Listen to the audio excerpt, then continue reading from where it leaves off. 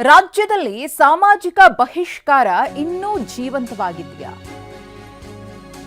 ಹೌದು, ಯಾದಗಿರಿಯಲ್ಲಿ 12 ಕುಟುಂಬಗಳಿಗೆ ಬಹಿಷ್ಕಾರದ ಶಿಕ್ಷೆಯನ್ನ ಕೊಡಲಾಗಿದೆ.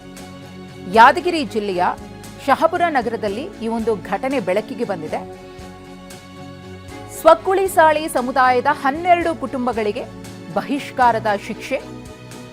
ಅವರದ್ದೇ ಸಮುದಾಯದಿಂದ ಈ ಕುಟುಂಬಗಳಿಗೆ ಈ ಶಿಕ್ಷೆ ಸಿಕ್ಕಿದೆ.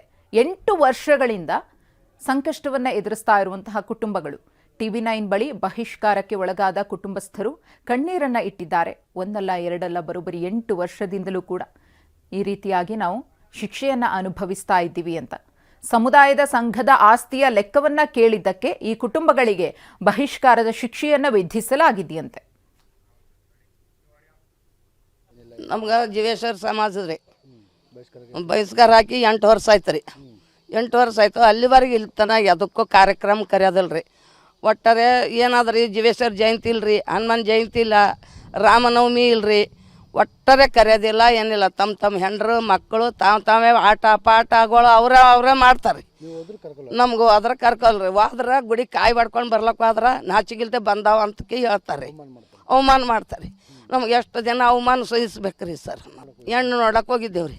ಅವ್ರ ಮನೆ ಹುಡುಗನೂ ಪಸಂದ್ ಬಂತ್ರಿ, ಹುಡುಗಿನೂ ಪಸಂದ್ ಬಂತ್ರಿ. 21ನೇ ತಾರೀಕು ಮನೆ ನೋಡಕ್ಕೆ ಬರ್ತೀವಿ ಅಂತಂದ್ರಿ. ಮನೆ ನೋಡಕ್ಕೆ ಬಂದ್ರೆ ಕಾರ್ ತೊಗೊಂಡು ಹೊಂಟಾರಿ. ಮನೆ ಎಲ್ಲದ ಏನದ ಅಂತ ಹಿಂಗೆ ನಿಮ್ಮಂಥವ್ರ ಬಾಯಿಲೆ ಕೇಳ್ಯಾರಿ. ಅವ್ರ ಮನೆ ಬಸ್ಕರ ಅದ, ಹೆಂಗೆ ಕೊಡ್ತೀರಿ ನೀವು ಹೆಣ್ಣು?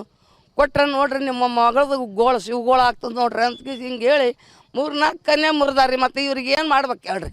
ಅಪಮಾನ ಕೊಡಕತ್ತಾರಿ. ನಮ್ಗೆ ಎಷ್ಟಂತೂ ಸಹಿಸ್ಬೇಕ್ರಿ ಇವ್ರ ಕಾಲಾಗ. ಸರ್, ನಮ್ಗೆ ಸುಮಾರು 8 ವರ್ಷದಿಂದ ಬಹಿಷ್ಕಾರ ಇಟ್ಟಿದ್ದಾರೆ ಸರ್.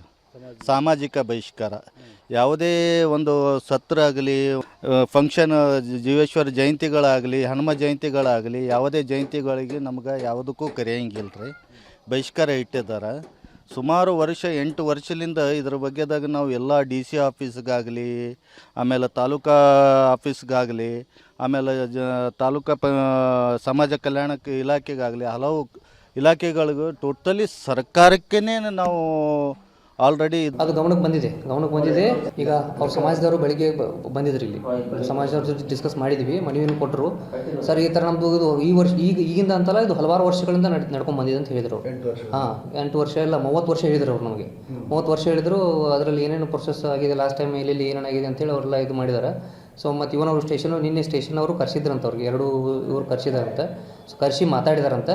ಸೊ ಅದನ್ನು ನಾನು ಈಗ ಅವ್ರು ಏನು ಕೊಟ್ಟಿದ್ದಾರಲ್ಲ ಅದ್ರ ಮೇಲೆ ನಾವು CP ಅವ್ರಿಗೆ ಮಾತಾಡಿ ಇಮಿಡಿಯೇಟ್ ಅಲ್ಲಿ ಎಲ್ಲೆಲ್ಲಿ ಯಾರು ಅವ್ರ ಮೇಲೆ ದಬ್ಬಾಳಿಕೆ ಆಗ್ತಾಯಿದೆ, ಯಾರ ಮೇಲೆ ಅವ್ರು ಮಾಡ್ತಾ ಇದ್ದಾರಲ್ಲ ಅವ್ರ ಮೇಲೆ ಇಮಿಡಿಯೇಟ್ ನೀವು ಕೇಸ್ ರಿಜಿಸ್ಟರ್ ಮಾಡಿ ಅಂತೇಳಿ ನಾನು CP ಅವ್ರಿಗೆ ಮಾತಾಡಿದ್ದೀನಿ.